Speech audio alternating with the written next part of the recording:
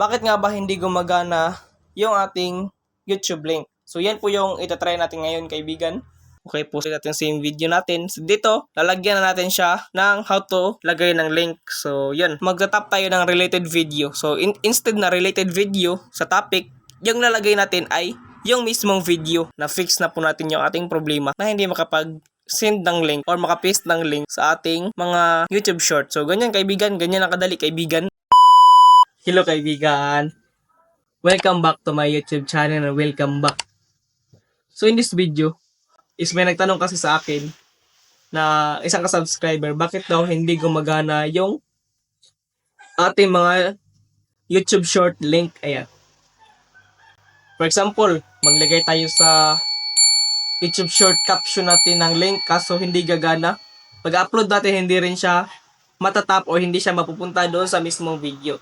And the worst part pa niyan is, or maglalagay rin tayo sa ating mga YouTube comment o YouTube short comment section. So hindi rin siya gagana. So hindi siya magre-read link. So walang link na resulta dun. So yun yung parang problem ng ating isang kaibigan. Kaya sasolusyonan natin yan ngayon. Okay? So madali lang yan gawin, kaibigan. Napakadali lang talaga yan gawin. So yung fix or solution natin dyan dito ay tuturo ko sa inyo in the next part this video. Okay? So whole process po yung gagawin natin. Mag-upload. Pagkatapos i-test natin kung gagana ba yung link. Okay? So yan po yung gagawin natin ngayon. Okay? So yun kaibigan. At kung gusto mo tong video na to, ay stay tuned and watch till the end dahil napaka-importante nitong video na to. Okay? So okay, kaibigan, simulan ko na. So ito na. So dito kaibigan, open lang po natin ating YouTube account. Ayan. So open na po natin kaibigan. At ito po. Bakit nga ba hindi gumagana yung ating YouTube link? So yan po yung itatry natin ngayon kaibigan. Okay. So try natin mag-upload ng YouTube short natin. So ayan, tap lang po natin to plus sign. Then dito po, tap lang po natin to. Yan, tap lang po natin yan. Okay, post natin same video natin. So dito, lalagyan na natin siya ng how to lagay ng link. So yun. Paano nga ba maglagay ng link dito? Or kahit hindi na link, basta malagyan lang natin. So yan yung i-fix natin ngayon. Kasi mahirap naman, magpo-promote tayo ng ating video sa YouTube short, tapos hindi rin naman nila makikita kasi nga ayaw matap ng link. So dito, gagawa natin yan ng resolution. Okay, so antayin lang natin to matapos. Okay, ayan na. Madali lang siya ma-upload. 1 minute lang naman siya. Then, check. Then, next.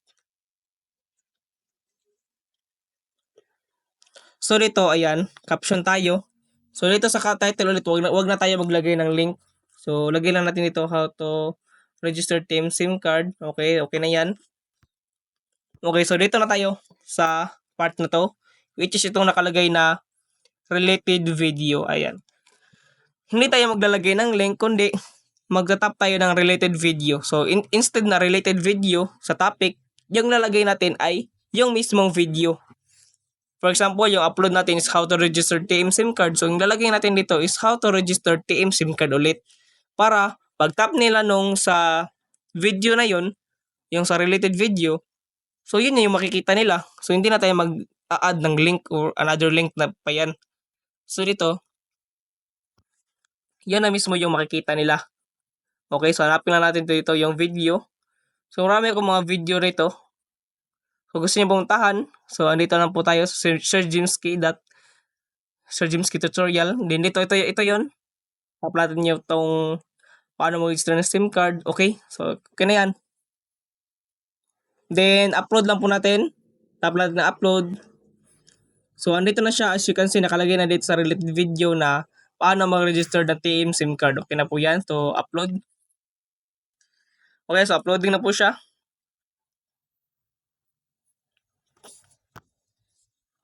So, ayan na siya sa taas, nakalagay na upload video. So, 23 MB lang po yung bigat ng aking video. Okay, so antayin lang natin ma-upload. Okay, so ito na siya kaibigan. This is it. So ito siya. Tap natin to. Ito na siya kaibigan. Ayan. So wala tayong nilagay na link, di ba? Kahit sa comment section wala tayong nilagay na link. So dito, tap lang po natin to. Ito nakalagay na related video. Ayan. So ito, tap natin to. Ito siya kaibigan. Kaya hindi makita eh. Ayan. So ito siya. Paano mag-register ng TM SIM card. So yan yung parang magsisilbing link na rin ng ating YouTube short. Okay, so yan, na-fix na po natin siya kaibigan. So ganyan na po maglagay. Okay, so ito na siya. Ito na yung full tutorial kung paano nga ba mag-register ng TM SIM card. Okay, di ba? So full tutorial na po yan kaibigan. Ayan. So full tutorial na po yan. So yan na kaibigan. Kahit pumunta pa tayo sa ibang account natin, di ba? Okay? So try ko sa ibang account, punta ko sa ibang account. Ayan, so itong account na to kaibigan. So search lang po tayo dito sa account na to. Yan, James K Tutorial. Then hanapin na po natin yung video ko. Ayan, yung YouTube short. Okay, so andito siya. So ito siya kaibigan, tap lang natin to. Ayan, so ito siya. At as you can see, andito nga siya kaibigan. Ayan. So ito siya kaibigan. Okay, di ba? Paano mag-register ng TM SIM card? So walang link at the same time wala ring link sa comment section. Okay, so tap lang po natin to. Yan, try natin tap. Pak, yun. Di ba? Ganun ka-basic. Walang kahirap-hirap kaibigan. Na-fix na po natin yung ating problema na hindi makapag-send ng link or makapaste ng link sa ating mga YouTube short. So, ganyan kaibigan, ganyan ang kadali kaibigan, di ba? So, nakita na po natin yung viewers kung gaano or ano po yung link, di ba? So, thank you kaibigan at kung nakatulong tong video na to sa iyo, I don't forget to like and subscribe para malaman ko rin kung sino po yung mga natulungan ko dito sa video natin ngayon. Maraming salamat kaibigan sa panonood and God bless. So, this is the end of our video kaibigan. Ayan. Kung nagustuhan mo tong video na to at kung nakatulong to sa iyo, don't forget to like and subscribe para malaman ko rin kung sino po yung mga tulungan ko dito sa video natin ngayon. So maraming salamat kaibigan sa panonood. And thank you, God bless kaibigan. And see you soon to my next video. God bless.